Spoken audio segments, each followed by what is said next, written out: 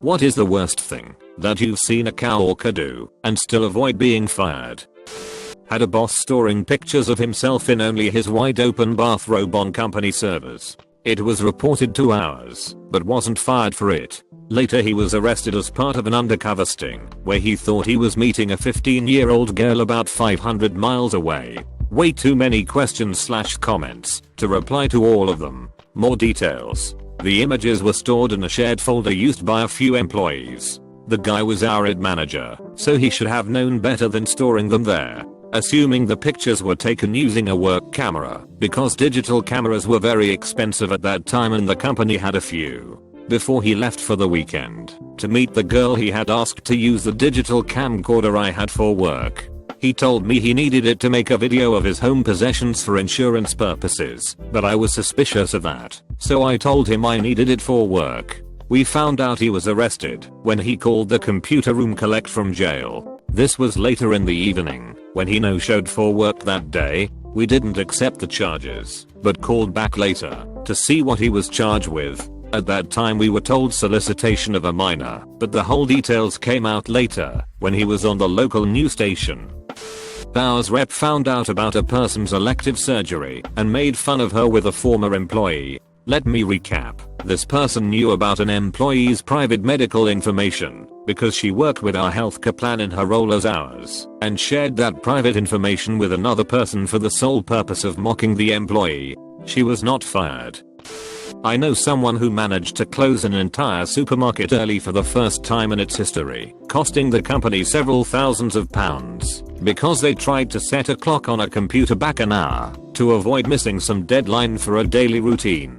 He said it seemed such a good idea at the time. Worst coworker ever was the credit mooch. He would constantly horn in on other people's projects, getting his name added to them to make it look like he was doing shit when he actually not. If people tried to assign him any work on said project, he would have a personal emergency or a virus would make him lose all his work, or his schedule is booked with other project, or the worst, he would pull some sucker in to help him with it, and said sucker would end up doing it all in utter frustration. Because he was so good at stealing credit, he managed to get top marks on his reviews despite doing absolutely zero actual work for the company. I know at least 4 people quit due to this guy getting better raises than they did. Far as I know, they never actually got rid of him. Guy at my wife's old job was brought in because he was really good at selling the services they provided.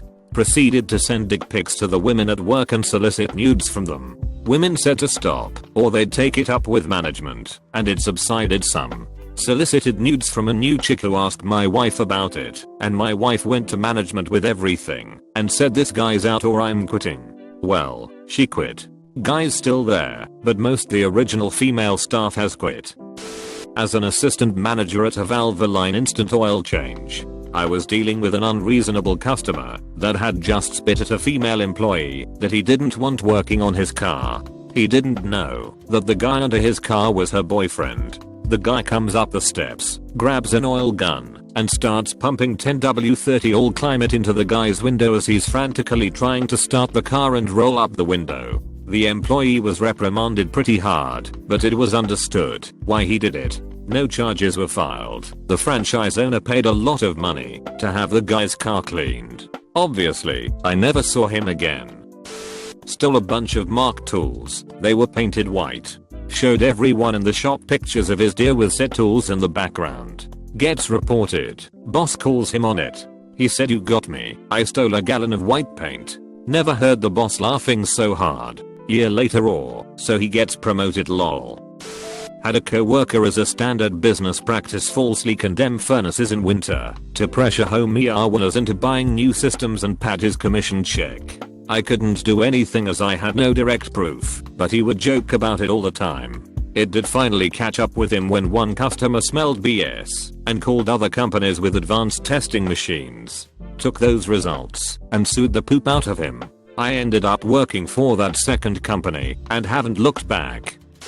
I work in a medical marijuana state. One guy neglected to check a dry room for a few days, assuming all was well. All was not well at all. The dehumidifier crapped out while the plants were being hung to dry and sat in a warm dark room for 3 days before it was someone else's responsibility to check it. By that point every single plant was coated in mold and we had to throw out a little over $1 million worth of product. Side note, I had never done the math to see what he cost us until now and am mad all over again. His only punishment was to be denied moving to day shift, but other than that it was forgotten about.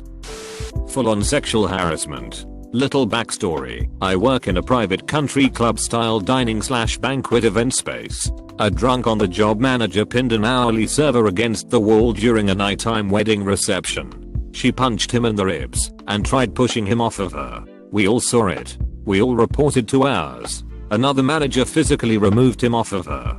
This was about 4 months ago and he's still in his position. She quit due to him telling everyone she'd lied about the entire situation. Telemarketing co-worker was very obviously a psycho or sociopath. Showed up late every shift by definition, had quite a temper with authority, but would often just cause trouble out of boredom, by his own admission. The most controversial thing he did one particular day was address every client he spoke to by the N-word. Once the manager heard him, he yelled at him outside for 20 minutes and that was the end of it. A week later, this coworker denied it had ever happened, before going on a tangent about how he liked to start arguments with his girlfriend just to see her cry. Fucking sociopath. Edit. Gonna tack on a reply I posted here, because it seems to have gotten buried. He pronounced it with an R harder than a priest in a room full of altar boys every time. Hey nah. We a generic window and door company. Buy from us. I've studied psychology and the current opinion seems to be that psychopaths are born with a lack of empathy. Sociopaths learn to lose their empathy because of their life situation. TBH, I'm not sure why he wasn't fired, and if I had been manager at the time, I certainly would fired him on the spot. It was a super lax job though. One of the best typical first job environments you could ask for. Think workaholics with a much smaller office, but the manager liked to pal around with us too. We all used silly names and tried to goof around in harmless Super Troopers fashion, but this one guy just didn't care where the line was and took everything too far. I have a coworker that has terrible work ethic. He doesn't know how to separate his personal life from his work life, so if he's in a bad mood, which happens often, everyone will know including customers. He's had at least 3 disciplinary meetings. Once he was caught just fucking around for an hour. Not exactly sure what happened, but our boss wasn't happy. Another time he just didn't show up to work without calling in, and it was a day that everyone knew would be busy. I don't know why he hasn't been fired yet. Everywhere else I've worked he would have been gone by now. Oh man. It was winter time, and she was helping a customer by carrying something they had purchased out for them. Once outside, but still on the store property, she slipped and sustained an injury, was threatening to sue the business, and was also trying to claim workers' compensation. Came into work every day with a sling on her arm and constantly wincing and being in pain. Anyway, hours and the store manager call her into a meeting, sit her down, and show her the video surveillance from outside, which she obviously didn't know was there, showing her faking her fall. I don't know everything, but she got called out hard, and she broke down and admitted everything. For some reason they kept her on. She then tried it again like 6 months later, this time claiming that a customer had something from their cart hit her, or fall on her or something. Again, tried to claim workers' comp, and had this whole show of being injured. They pull up security footage again and disprove her injury / claims. She still wasn't fired. Blew my mind lol. I work at a psychiatric hospital, and we had a patient who was blind and who was admitted for drug-induced psychosis along with visual and auditory hallucinations. At my hospital we only accept the people who are an immediate danger to themselves or others. When a patient first comes to us, they are put on a check sheet, meaning every 10 minutes a staff member needs to see that the patient is breathing and safe. But sometimes we need to do a 1-to-1, 1:1, meaning a staff member needs to be with this person at all times, either for their safety or the safety of other patients. We also have little body alarms and floor alarms for patients, mostly geriatrics, who are unsteady while walking and need assistance. These devices let us know when they get up, so we can assist them. So anyway, the blind patient was on a 1:1 and was taking a nap in their room. The staff had a laptop to do some charting while sitting on the 1:1. Well, this staff member put the laptop on the floor, left the room all while neglecting to hook up any of the body or floor alarms. While the staff member was out of the room, our patient got up from their bed and tripped over the laptop and face planted. Another staff noticed, and we ran down to take vitals and make sure the patient was okay. Thank goodness the patient wasn't injured, but we were furious with our co-worker for leaving. Their excuse was they needed to get some paperwork they had been putting off. All in all, this person didn't get fired, Lord doesn't even know why, but did get a slap on the wrist. My co-workers and I were pissed. You do not leave a patient while on 1:1, even if they are asleep. I worked for an organization that had a small maintenance department. It only consisted of 2 guys. They both hated their jobs and felt underpaid and were applying to other jobs. They both left work without telling anyone they were leaving to go to the same job interview. On the clock. The job interview also happened to be for a job at a sister location for our office, and they both used our manager as a reference. She got a phone call within minutes of their interviews and collected their unstamped time cards before they even got back to the office.